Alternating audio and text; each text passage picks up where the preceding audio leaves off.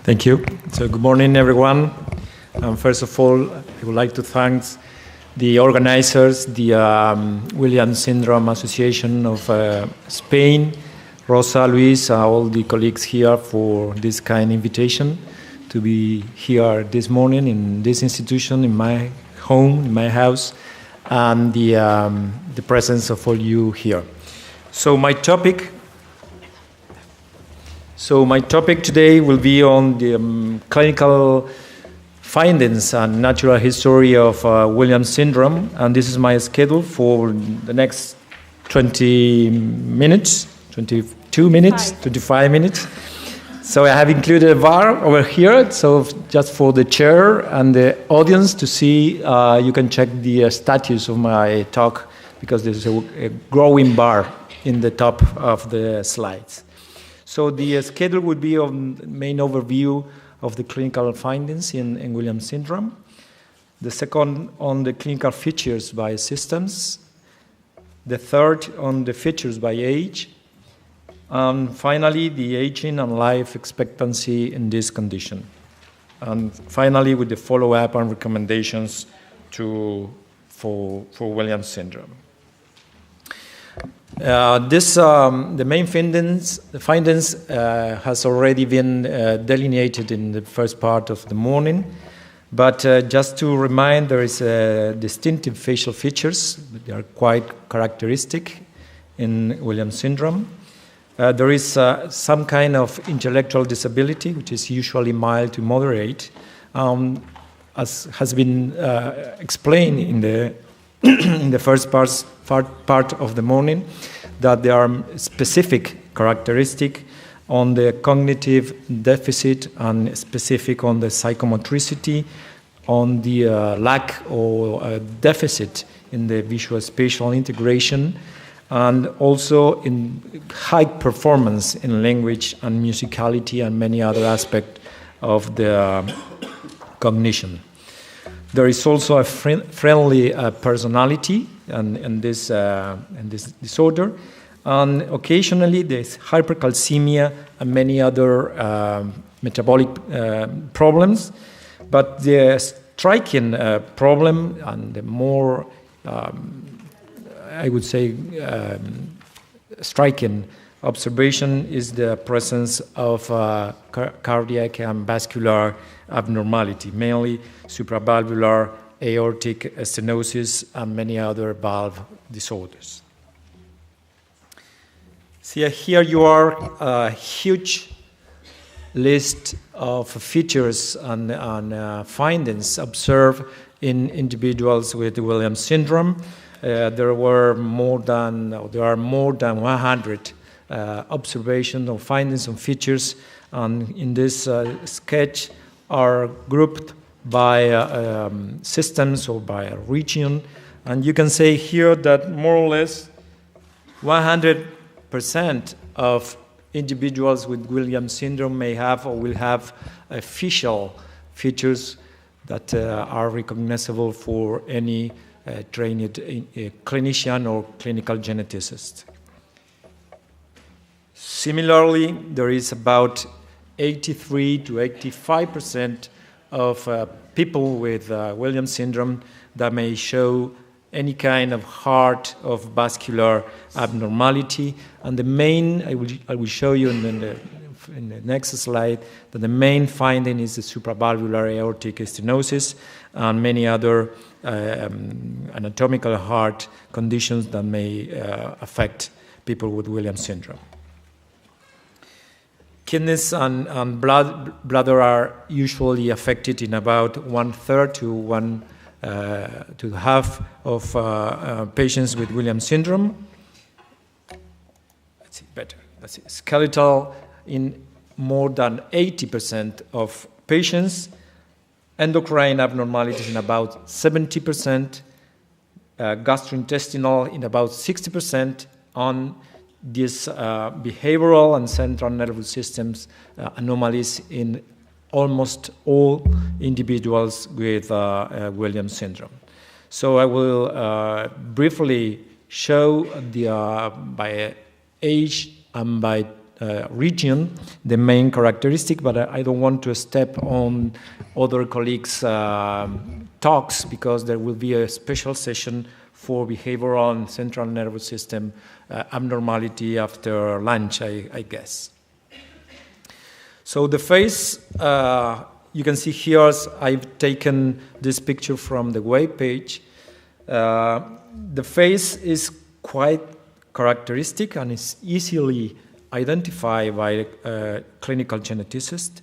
And there is some kind of differences among the normal mask performed using hundreds of controls, making this some quite mask of standard or normal facial features, and the facial features observed in individuals with Williams syndrome. You can see here there is a long philtrum, a thick upper lip. There is some kind of upturned nose, this depressed nasal bridge, the abnormality in the eyes, the stellate pattern of the iris, many times strabismus, and also some other facial features that may allow geneticists and sometimes other physicians to recognize the facial characteristic of Williams syndrome very easy. So there is a medical term to represent this gestalt who comes from the I think from the psychological school, German psychological school. For the translators, we will see that in Spanish we will see la primera vista, that we can recognize easily the clinical features, facial features of Williams syndrome. So going directly to the cardiovascular findings, I put in these tables, I put in more or less, I think 7 or 8 tables. I put information here in the observation of the features, the findings, and here the age, the prenatal, neonate, and infants in the infancy, toddlers, teenagers, and adulthood, and the main observation of each feature among the years, and the percentage of the observation in general. As you can see here, the supravalvular aortic stenosis is observed in a large amount of individuals. More than 3/4 of Williams syndrome patients will have, in any time of their life, supravalvular aortic stenosis. Also, there are classical findings such as hypertension, which is observed in more or less 50% of individuals, and many other vascular or heart observations in many in low percentage, but also importantly to check for follow-up. I put here data on the diagnosis after 18 years, because I think it's quite important for follow-up to take into account that about 7% of adults with Williams syndrome will have their diagnosis of a vascular or heart problem after the age of 18 years. So this should be taken into account when following up patients with these disorders. So the need of surgery is variable. In terms of this specific Italian series of patients with Williams syndrome, you can see here that about 1/3 of the individuals at the age among 1 year and 17 years had a heart surgery. So the main age to any intervention, not only surgery but also for endovascular intervention, are in this specific age. In adults, the number of intervention is low, as well as in the infant period. So the nephrourological findings are about 35%, and is usually seen in adulthood, but may be seen also in the infancy and in the toddler age. And the structural anomalies could be seen not only from the fetal period, but also in all the age, and affect about 20% of patients. So this specific urinary urgency or urinary frequency and urinary incontinence is variable in about 10 to 50% of individuals, but should be also taken into account because could be a medical problem as well. Going to the orthopedic problems, the more frequent or the commonest observations are in abnormality of the spine that could be seen in about 50% of individuals, meaning that scoliosis, kyphosis, or lordosis that could be observed in patients. There also could be joint abnormalities, problems with the joints, not only with contractures, but also with some kind of hypermobility or hyperextensibility from all age. So radioulnar synostosis is absolutely infrequent. So the endocrine observations are also variable. There is a tendency to diabetes and pre-diabetes, and is observed among 50 to 70% of patients with high levels of glucose, and about 15 to 20 to 25% with clinical diabetes needing some kind of treatment. There are also problems with the thyroid. Hypothyroidism is observed in about 20% of patients, and very rare thyroid hypoplasia in a small number. Together with the observation of other endocrine abnormality is the early puberty, which usually is 2 years before the normal standard for age in males and females, and is observed in half of the patients with Williams syndrome. So obesity is a problem mainly in other countries. Here in Spain, there is not a big problem. It's about 13%, but in other countries, it's close to 30% of patients. Going to gastrointestinal findings, there is a classical chronic constipation, which is usually a hard problem to deal with, because sometimes this is not responding to medications, to drugs, and always risk of abdominal pain due to diverticulitis or diverticulosis, which is a potential life-threatening disorders in individuals with Williams syndrome. So other findings such as celiac disorder or liver steatosis are infrequent. I go past to this finding very, very fast because, as I mentioned before, there will be a session after lunch specifically on the development and neuropsychological observation of these two topics. But just to be reminded that there were many groups working in these topics. Specifically, these are combination of findings of all these authors. You cannot see from the audience, but there is the names of the researchers are in the bottom of this slide.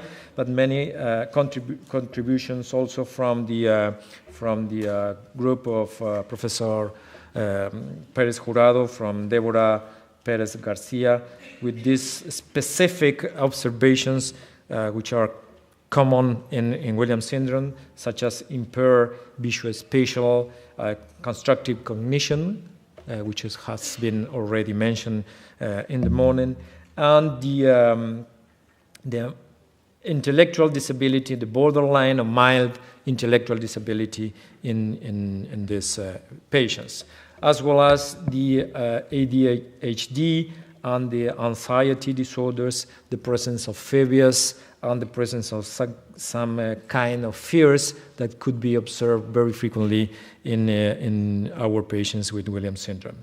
There is also an interesting observation that in the first years of life and in the first part of the life, there is some kind of central hypotonia. This changes to some kind of hypertonia or hyperreflexia when patients ages.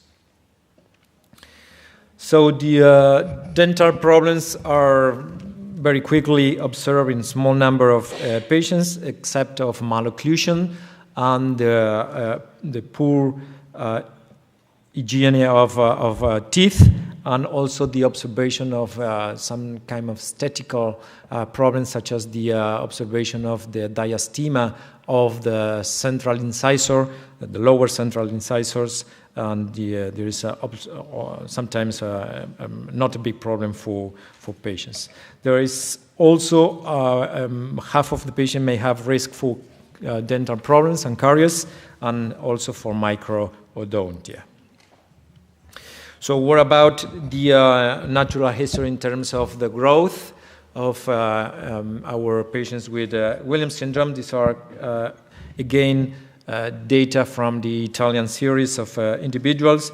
The Spanish data are very similar, but the weight is about, the mean is about 50 kilograms for ladies and 59 for men, and the height is about 150 centimeters for ladies and 157 centimeters for men.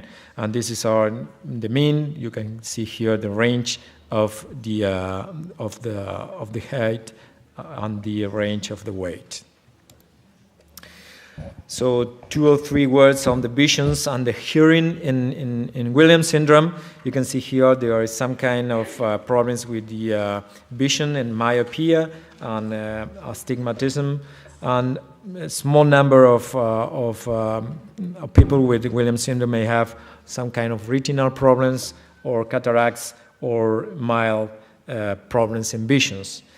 In terms of the hyperacusis, there is patent and classical in Williams syndrome in the first years.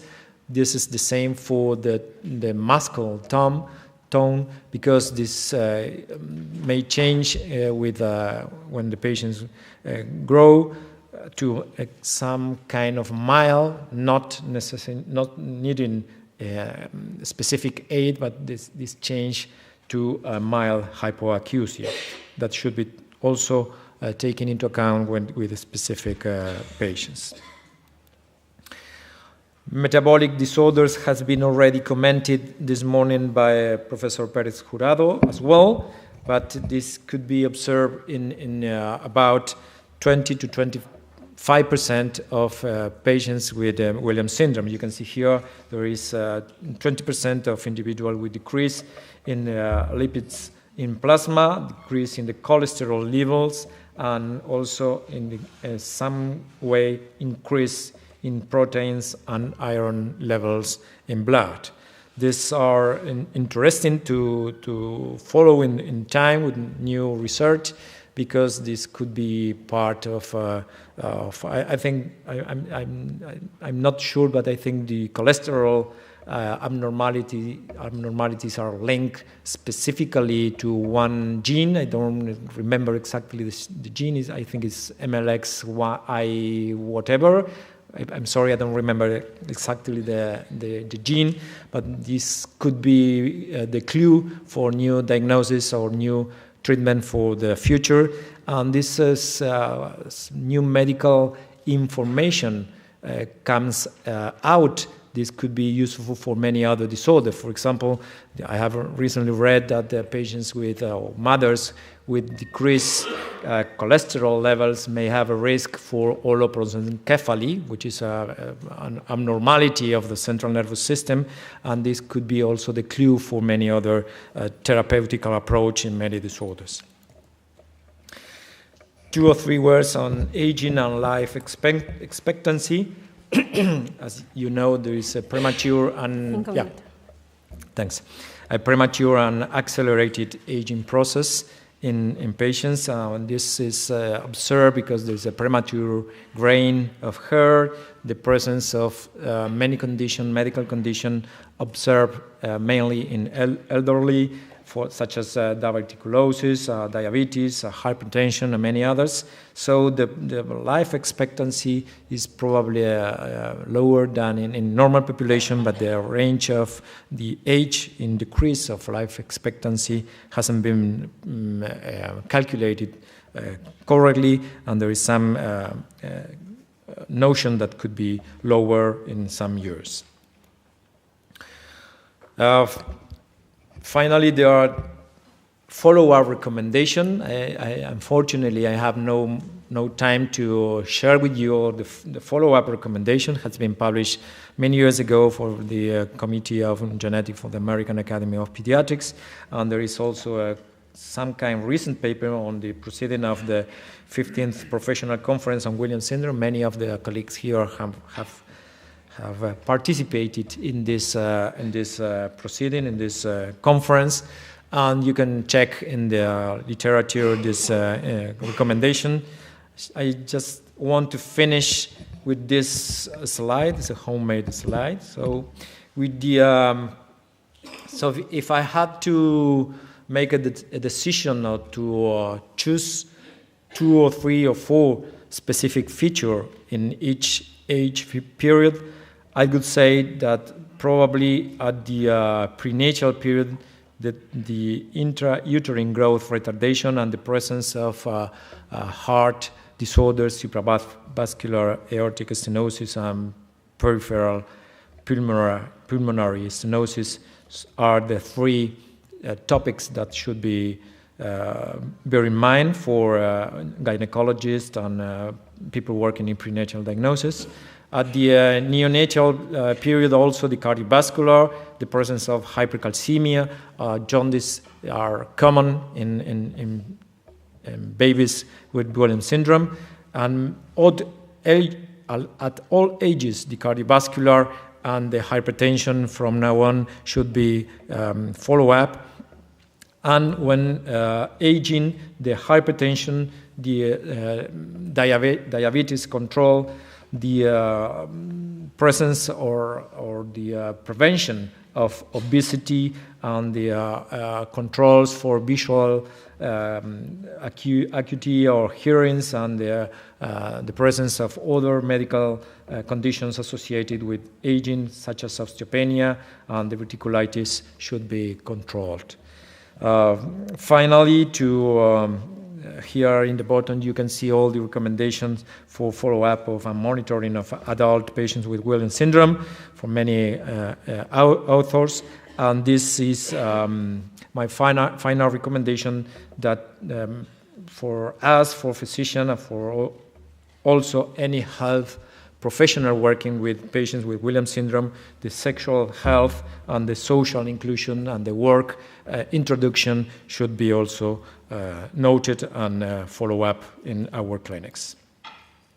So finally, my acknowledgement to all people working here in the Institute of Medical and Molecular Genetics here in Hospital La Paz in Madrid, and also to the Spanish National Research Network on Rare Disease, where we work together with Luis and many other colleagues here. Thank you very much.